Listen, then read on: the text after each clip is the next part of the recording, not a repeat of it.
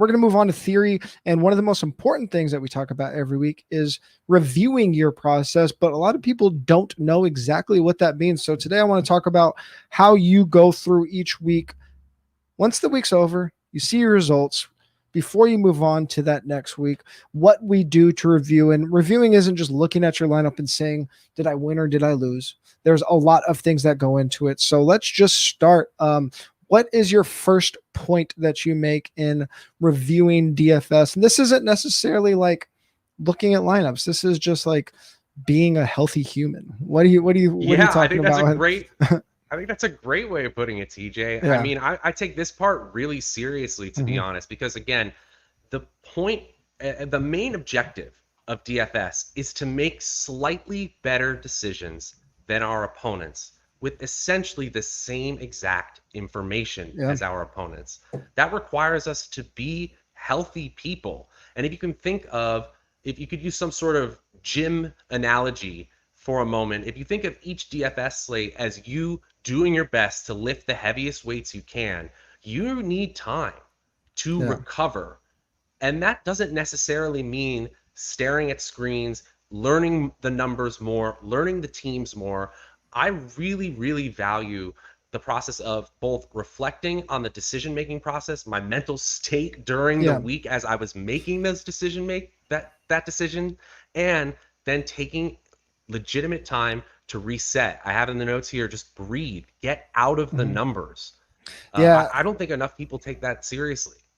No, definitely. I mean, this is obviously going to go against like what DFS is like built around, the camaraderie and the excitement of it. But like after you're done late swapping, I'll really try my best, and it's obviously very hard, but just like not scoreboard watching. If I'm playing the main slate and I do my late swaps and the 4 p.m. games are about to start, I really do my best to not be looking at the scoreboard until late in the fourth quarter. You have if you're watching Red Zone or you're at a sports bar with all the games, or just have a setup where you're watching, can watch the players that you have the most exposure to, you already have a pretty good idea of how you're doing, right? And looking at games, if there's 4 games going and it's in the first quarter of the 4 p.m. games, looking at the scoreboard isn't going to do you any favors. All it's going to do is keep you more stressed out. Like halfway through the fourth quarter, or when the fourth quarter starts, sure, let's start looking, let's start cheering.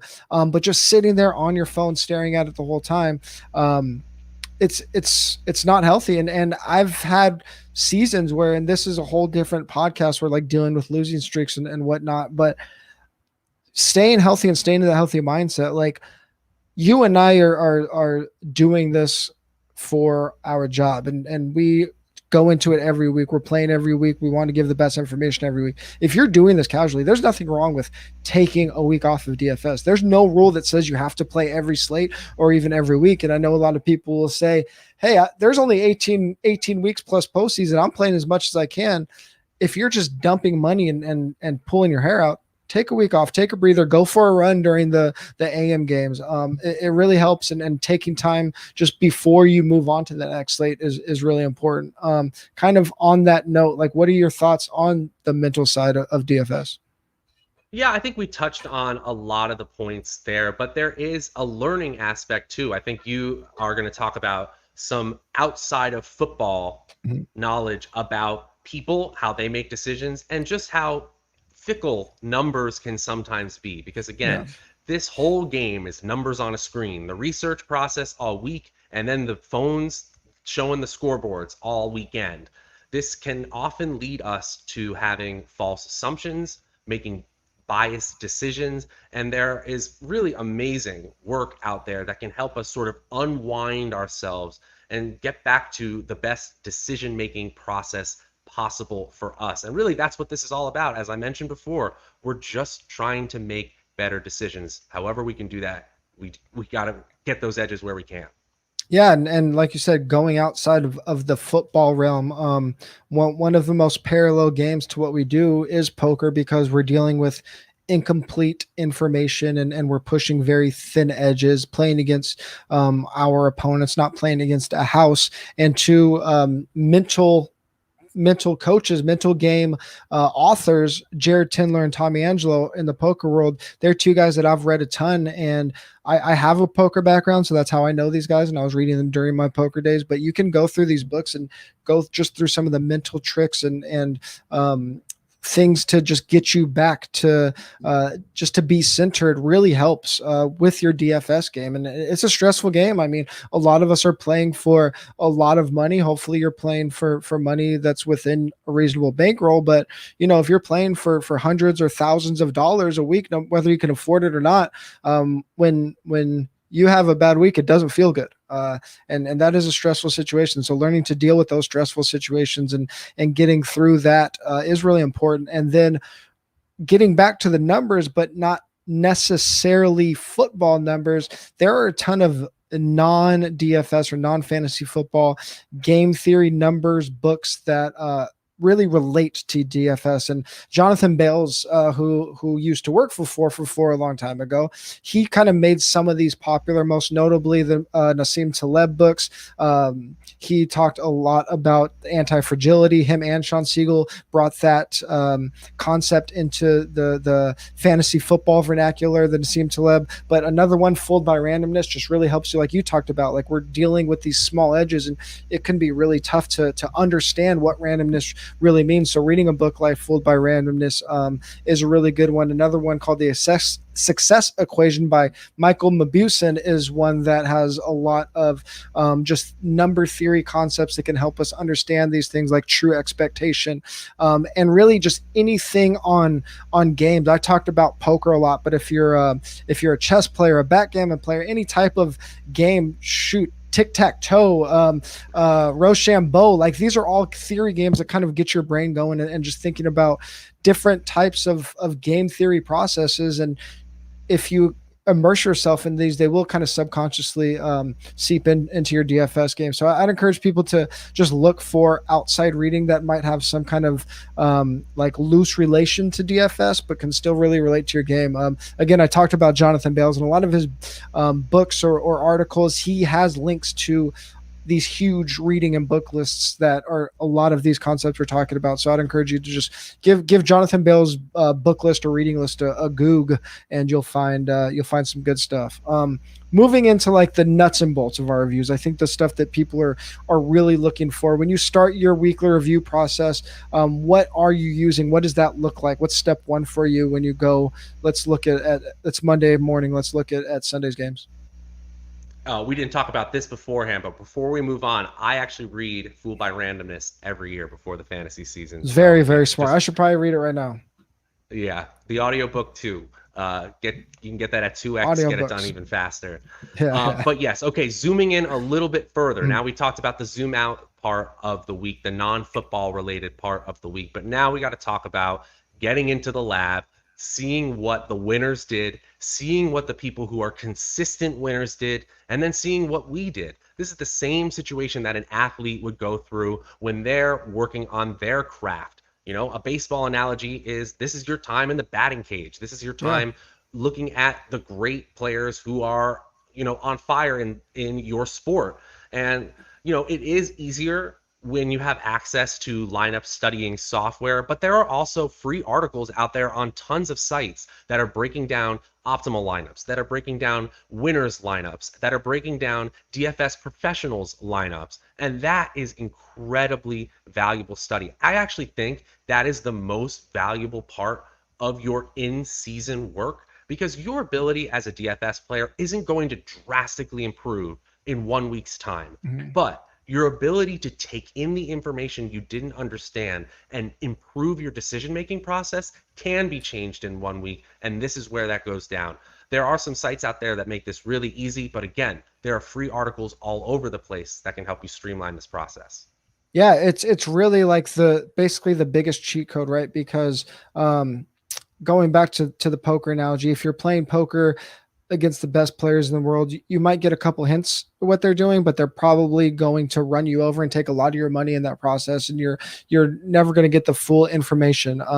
You can play a $1 50-50 and see what the best players in the world are doing with their cash lineups. And once you get to know those screen names, you should just, all you have to do is go into your lineups. And this, especially if you're playing like these huge single entry 50-50s where there's like 10,000, 20,000 entries, you're going to get a lot of information on what's working really quick. And you can see if what you're doing is right or wrong. For cash games, I mean, I'm basically just looking at look at things. Was I making a balanced build when good players were doing stars and scrubs or vice versa? How was I allocating my salary by position? We're going to miss on player projections all the time. So, if you played Christian McCaffrey and Joe Mixon was the play, or Dalvin Cook was the play, that happens. These are like huge touch share guys. We just whiffed on that. But the lineup builds is what I'm paying attention to. And then like in GPPs, which stacks were used? How were they using those stacks? Were they being contrarian with their stacks, contrarian with their with the players used around their stacks? How much correlation? Is it a week where we landed on the chalk or not? And like you said, all of this stuff is done for us. I do an article every week where I go over the winning GPP lineups and go over like the lessons that we can pull out. Tons of other sites are doing that. And the best part about it is that almost every site, whether they're premium site or not, the reviews are usually free. And one thing that I struggle with a lot, and I actually want to know how you feel about this, but the balance of taking in too much information, but also not just having tunnel vision for what your takes are, right? And I think in the build up to making lineups, I do think it is important to really narrow down who you're listening to, or even if you're going outside of your own research. But in the review process, pretty much everybody is really peeling back the layers. They're putting out this free review. We're already, it's a postmortem. We see what they did already. They're not under the pressure of getting something right like they might be leading up to the week. So I think a lot of these free reviews are some of the most valuable because everybody's guard is down. The week is over. They're telling you what they really think and where they really messed up. And this is where I'm willing to go outside of 4for4 and go outside of my own research. Just a couple guys that do really great free reviews. Adam Levitan does reviews every week. Joe Holka does a lot of high value reviews on his YouTube and on his Twitter. Dan Bach has a podcast for Roto Grinders where he's either interviewing winners or just looking at industry trends, not even necessarily looking at players. Sam Hoppin does a review every week on 4for4 that just looks at player trends. So looking at those things, but how do you weight like that, taking in information from others versus sticking to your own guns? Yeah, I mean, I had a period of time where I first fell in love with the sport of fantasy football and just tried to take in as much information as I could. And I cannot deny that it made me a worse player for a period of time. Analysis paralysis is absolutely a real thing. And what really truly overcomes that is a weekly process and a thought process that trumps all of the outside noise coming in. Because you need to have a filtration system. Essentially, you're going to hear conflicting information, even if you just listen to a few sources. And honestly, that's probably a good thing because it's going to show you that the variance in opinions around the field in general. But for me personally, and I actually think this was taken from one of the books by Jonathan Bales, what I do once I've finished that reflection process and I'm first looking at the new slate, I have no preconceived notions except for my gut feelings and my biases about football. I start to write it just in a notebook or in the notes app what I think is going to be the chalk, what I think is going to be a smash play. And then at the end of my weekly process, maybe Sunday morning, I like to get up real early as I start tweaking my lineups. I'll go back to that list. And for some people, it's really hard to not anchor yourself to that initial list. So I respect you if you don't want to actually write it down. You just want to think your way through it. But I think you should have a time where you are pre-numbers, if you will, where you're just internally understanding the slate the way that your brain can take it in, then let these excellent sources inundate you with information as you make your way to Sunday. Yeah, and that might sound like it's not part of the review process because like that's kind of getting into the starting your new week process. But I think where that can be a very important part of the review process is like you said, you have that not the anchor, but you have that initial analysis, and then after the games are over, or after lineups are set, now we can go back and see now I have the real ownership numbers. Now I have who's the chalk. Was I right? And when you start doing that, reviewing whether you were right or wrong, that's just going to make you a stronger player. And that's how you start getting to your own decisions. Like no matter how much you and I say on this podcast or in our articles, the the best DFS players are going to listen to that and then kind of put their own spin on it, right? This is an art it's taking in what makes the most sense to you and then adding your own little flavor to it. Moving on to just like when you are actually tracking your lineups, how are you looking at that? Are you like drilling down all the way to like a player level when you're doing something, when you are seeing if you won or lost? I'm personally not, but I actually think that if you are a small lineup player, Mhm. I think that's probably a good idea to do because your, player evaluation and projection, as TJ said, is going to be incorrect. But you can write in a notes app again the story that you were telling yourself, and even if a game script doesn't play out that way, you can come back to that note and say, was this a misunderstanding of the team's strengths and weaknesses, or was this a misunderstanding of how I expected the field to interpret this slate? And in that case, we can truly improve. So for me, I use software. I basically am putting my lineups each week and my history from these sites into Mhm. software and just tracking how I'm doing. And I think a lot of people are doing it that way. But I highly suggest if you just have a couple lineups, make your own spreadsheet, figure out how each lineup was doing, and then take some notes about the story you told with that specific lineup. Yeah, Roto Tracker is probably the most popular software that people use if you're just looking for like a win loss result, looking at your chart and your graphs. I like to use a my own spreadsheet just because the way I play my cash games and put lineups in games where I build some upside into my cash games isn't tracked exactly like Roto Tracker would do it, but Roto Tracker is a really easy way to do it. Beyond like reviewing your lineups, I think it's really important to be reviewing your contest selection. Look at the games you're entered. If you've listened to our advice before, you should have a somewhat of a solid bankroll plan. Make sure that your process lined up with that bankroll plan. Did you stay within your bankroll limitations? Did you take the time to find overlay? Were you finding contests that not only fit your bankroll but fit your goals? Were you actually entering contests that were the size you wanted to be playing? Did you get carried away and enter the millie, or did you play some mass multi-entry contests even though you want to be a single entry player? That's all really important part of reviewing as well. It's really easy, no matter how good you think your plan is, when you make your lineup and you're excited about playing that stack that you know is going to hit, all of a sudden you end up, oh, this is only a $5 contest. You do that 20 times, all of a sudden, whoa, I'm way outside my bankroll range.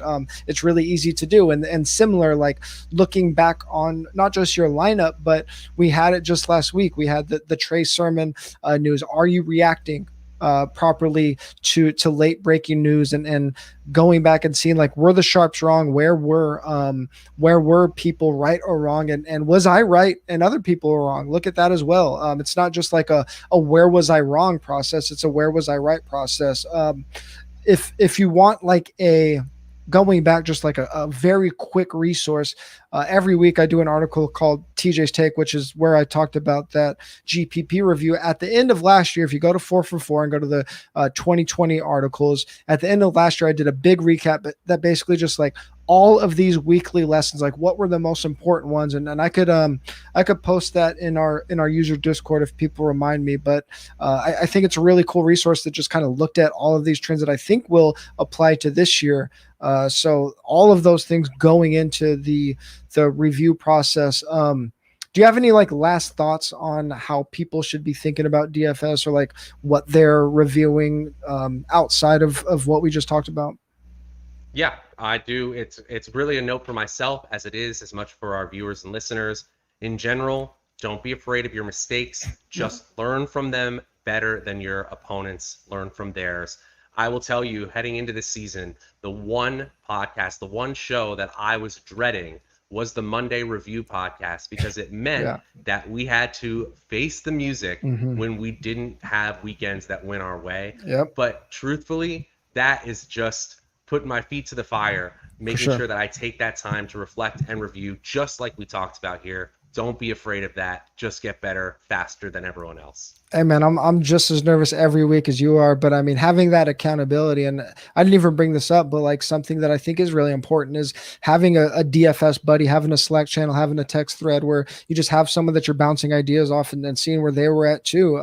That one-on-one is a lot more valuable sometimes than anything you and I can say, because that person that really knows the in and outs of your games and you know theirs, that's where you can really get some growth going, kind of just building on that. Like, don't be afraid of your mistakes. I mean, one of the best ways to find holes in your game or to find strengths that you don't know you had is looking for new opportunities. And a lot of times that means trying new games. Taking 30 minutes and be like, I'm going to learn a little bit about Showdown this week, or I'm going to make a couple lineups for small slates. I'm going to play a 2-day slate. I'm going to try tiers or pick'ems. All of these things, even if you decide that you're not prize pick props. Yeah, exactly. All these things are going to be ways to just expand the way you think about whatever game you want to be the best at. You're going to, at the very least, think differently than your opponents that get into this, get into these cocoons, that get into these echo chambers. And it's like we talked about with looking at books that aren't the same as DFS, that have some loose relation. If you're playing different styles of fantasy football, you're going to have different thoughts on it. Like, one thing that I tell redraft players all the time, play DFS, because when you have exposure to every single player in the league, your start sit decisions are going to get really easy. So it's the same in DFS. If you're playing all these other different types of games, you're just going to be thinking different and thinking on a higher level. Matt, that was really fun. Do you have any last thoughts for the viewers before we get out of here? I think this might have been some of the most important theory talk we've had this whole time. If you want to get better, go back and take a second listen here. I think there was a ton of great info. Yeah, get that notepad out.